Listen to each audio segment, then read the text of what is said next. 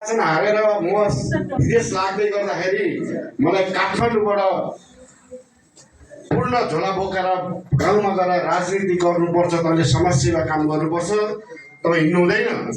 तर यतिको युवा चाहिन्छ गाउँमा भनेर फर्काउने व्यक्ति उहाँ हो। र उहाँको आदेश पालना गरेर म यो ठाउँमा फर्केर आउँदै गर्दाखेरि मैले 79 को निर्वाचनभन्दा अगाडि जुन प्रदेश मार्फत उहाँले निर्वाचन जितिकन प्रदेश भौतिक पूर्व मन्त्री हुँदै गर्दाखेरि उहाँले जुन मेरो मुलुङ गाउँपालिका वडा नम्बर 1 को जनताको हितको लागि र त्यो भूगोलको लागि जुन उहाँले विकासका योजनाहरू दिनुभयो, उहाँ समक्ष म पुगे विकासका योजना माग्न र उहाँले जुन दिनुभयो त्यस बेलादेखिको राजनीतिक होइन व्यक्ति हेर्नुपर्ने रहेछ भन्ने कुरा मेरो छाप बसेको थियो। योभन्दा अगाडि पनि 1-2 जना माननीय ज्यू आउनुभयो, 2-4 कार्यकाल खानुभयो, आइहाल्नु भन्नुभयो, जानुभयो, तर 3 वर्षमा अमीर बाबु गुरुङले दिएका योजना मेरो कुन्तादेवी वडा नम्बर 1 का जनताको मनमा छाप बसेको छ।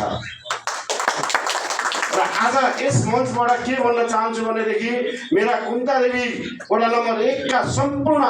तमाम जनता दाजुभाइ तथा दिदीबहिनीहरूले केही दुःख गुनासो नमान्नु होला। म तपाईहरुको निम्ति र त्यो मेरो भूगोलको विकासको निम्ति आज ती रहेका योजनाको निम्ति म यो अभिभावक गुरुङ पछ्याउँदैछु, ताकि भोलि फेरि उहाँले नै सम्पन्न गर्नुहुन्छ, उहाँ बाहेक अरू दोस्रो व्यक्ति कोही पनि छैन।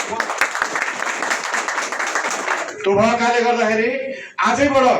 राजनीतिक प्रतिस्पर्धा कस्तो हुँदो रहेछ भन्ने कुरो यहाँहरूले सबैले बुझ्नु भएको छ, देख्नु भएको छ, जान्नु भएको छ। हामी पनि धेरै पीडा खेपेका छौँ, हामीलाई चुप्पा लागेर बस्दा पनि फिल्म लागिसकेको छ। तर आज खुलेर आएर यहाँहरू समक्ष बोल्ने मौका पाउँदाखेरि यो मञ्चलाई धेरै धेरै धन्यवाद पनि दिन चाहन्छु। र अबका दिन म